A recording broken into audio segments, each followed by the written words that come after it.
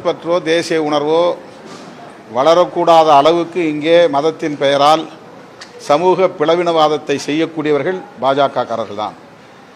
சிறுபான்மை மக்களுக்கு எதிரான வெறுப்பு அரசியலை பரப்பிக்கொண்டே இங்கு எப்படி இந்தியர் என்கிற ஒருமைப்பாடு உருவாகும்?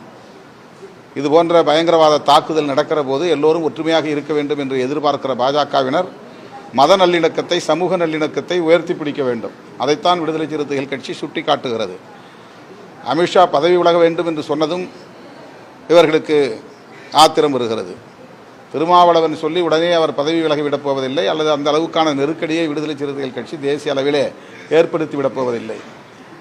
ஆனால் ஆர்டிகிள் 370 என்கிற அந்த 370வது உறுப்பு அரசமைப்பு சட்டத்திலிருந்து நீக்கப்பட்டு விட்டால் ஜம்மு காஷ்மீர் மாநிலத்தில் இருக்கிற பயங்கரவாதத்தை அழித்துவிட முடியும் என்று பரப்புரை செய்தவர்கள் அவர்கள் நீக்கிவிட்டார்கள். ஜம்மு காஷ்மீரை இரண்டாக உடைத்து விட்டார்கள். ஜனநாயகம் இங்கே தழைத்தோங்கி இருக்கிறது, அமைதி பூத்து கிடக்கிறது என்றெல்லாம் சொன்னார்கள். ஆனால் என்ன நடந்திருக்கிறது? பயங்கரவாதத்தை இவர்களால் ஒழிக்க முடிந்ததா? 1,80,000 இராணுவ துருப்புகளை அங்கிருந்து வெளியேற்றியிருக்கிறார்கள், அல்லது வேலையிலிருந்து வெளியேற்றியிருக்கிறார்கள் என்று மேஜர் ஜெனரல் ஒருவரே குறிப்பிட்டு சொல்லியிருக்கிறார். அதற்கு என்ன இவர்கள் பதில் சொல்லப் போகிறார்கள்? ஏன் அங்கிருந்து அவர்களை வெளியேற்ற வேண்டும்? எதற்காக அந்த ஆட்குறைப்பை அவர்கள் செய்ய வேண்டும்? இந்த கேள்விகள் எல்லாம் எழுகிறது. பாதுகாப்பு மற்றும் உளவுத்துறை நடவடிக்கைகள்